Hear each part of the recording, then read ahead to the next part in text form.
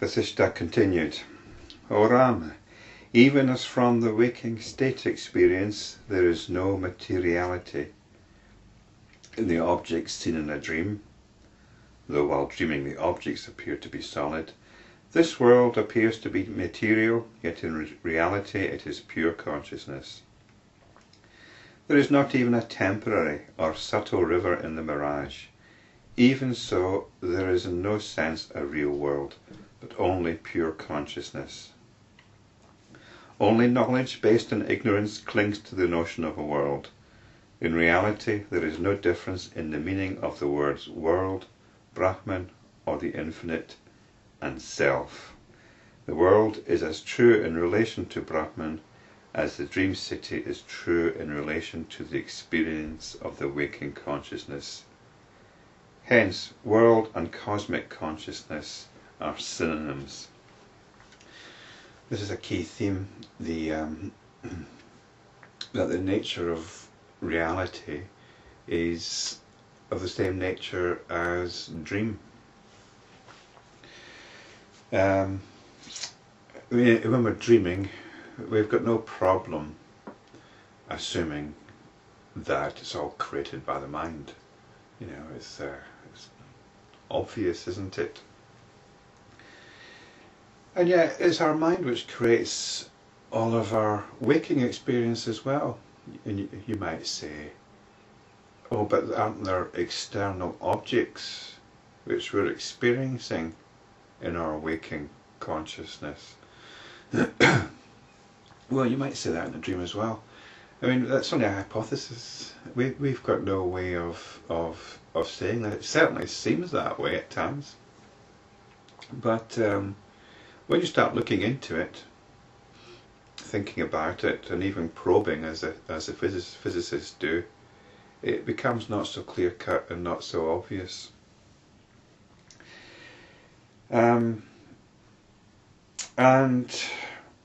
we're about to embark now on quite an extraordinary story, and it gives what I think is a very accurate depiction of reality, one which I haven't seen anywhere else. It's what makes the Yoga Vasistha so exceptional. I'm not sure there's anything more I can say about this dream analogy.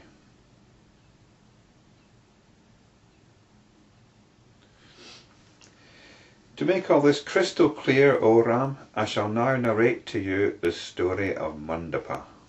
Pray, listen attentively. Once upon a time, O Ram, there was a king on earth called Padma.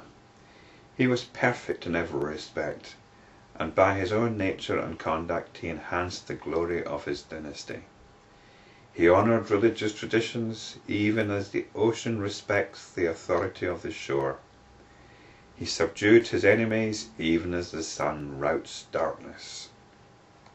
Even as fire reduces hay to ashes, he destroyed evil in society. Holy men resorted to him, even as gods resort to heaven. He was the abode of virtue. He made his enemies tremble on the battlefield, even as a gale ruffles a creeper. He was highly learned and a master of arts. To him there was nothing impossible of achievement. Even as to Lord Narayana there was no impossibility. This king had a wife by name Lila. She was highly accomplished as a woman and was very beautiful. It appeared as if she was goddess Lakshmi, consort of Narayana, incarnate on earth. She was soft-spoken, her gait was slow and graceful, and her smile radiated the cool delight of moonlight. She was fair, she was sweet as honey, her arms were soft and delicate, her body was as pure and clear as the waters of the holy river Ganga, and even as a touch of the waters of the Ganga gives rise to bliss, to touch her was to experience bliss. She was highly devoted to her husband Padma, and knew how to serve him and to please him. She was one with the king and shared his joy and sorrow. She was in fact the alter ego of Padma, except that when the king became angry, she merely reflected fear. So it's quite interesting that this couple, this perfect couple, also had anger and fear between them. Vasistha continued. King Padma and the Queen Lila lived an ideal life. They enjoyed their life in every possible and righteous way. They were young and youthful, like the gods, and their love for each other was pure and intense, without any hypocrisy or artificiality. One day the Queen Lila thought, "The most handsome king who is my husband is dearer to me than even my own life. What should I do in order that he and I may live forever, enjoying the pleasures of life? I shall immediately undertake such austerities as the holy ones would suggest, in order that I may fulfill my ambition." She sought the counsel of the holy ones. The holy ones said to her, "O Queen, austerities or penance, repetition of mantras, and a disciplined will surely bestow upon you all that it is possible for one to attain in this world. But physical immortality is not possible of attainment in this world." The Queen pondered this advice and decided, "If I should die before my husband, then I should attain self-knowledge and be free from sorrow." There's a kind of, almost like a corrupted belief about Samadhi and liberation, that certain people, when they die, they automatically go into this state of Samadhi or liberation.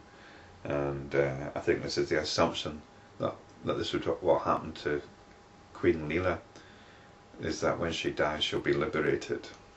It is part of a common belief.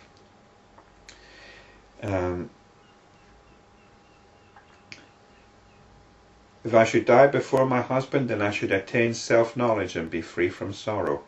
But if he should leave before me, then I shall so strive now as to obtain a boon from the gods, that his jiva does not leave our palace. I shall be happy to live in it in the knowledge that he is always with me. So here jiva is used as in the conventional sense of soul or spirit. And Lila wants to, even if he dies, she wants to make sure his spirit doesn't go elsewhere, perhaps into another incarnation, and will remain with her in the palace. So there's obviously certain things she can do here. Thus resolved, Lila began to propitiate the goddess Saraswati immediately, without even discussing this project with her husband. Once in 3 nights she used to eat, after devoutly worshipping the Lord, holy ones, the preceptor, the learned ones, and the sages. She was utterly convinced that this penance would prove fruitful, and this conviction greatly strengthened her application to the penance undertaken. Though she did not reveal her intention to the king, she did not let her service to her husband suffer in the very least on account of this penance. After 100 such 3 nightly worship, the goddess Saraswati appeared before her and granted her the boons of her choice. Lila prayed, "O Divine Mother, grant me 2 boons. 1. When my husband departs from his body, let his jiva remain in the palace. And 2. Whenever I pray to you, let me see you." Saraswati granted these 2 boons and disappeared. Time inexorably passed. King Padma, who was mortally wounded on the battlefield, died in the palace. Queen Lila was inconsolable with grief. When she was thus sunk in grief, an ethereal voice spoke to her. There's a little footnote here by the translator as to the effect that the description of the royal couple's lifestyle is extremely beautiful. It's probably been abridged somewhat.